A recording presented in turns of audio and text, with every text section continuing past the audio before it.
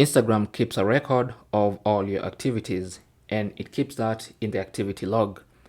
So to see your activity log, tap on your profile icon to take you to your profile page, and then tap on the 3-line button in the top right, and then select your activity.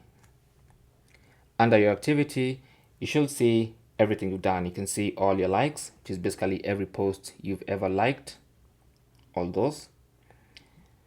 You can see comments, you can see tags, okay, everything you've ever tagged someone in, all your sticker responses, all the reviews you've ever made, including everything you've ever deleted or archived.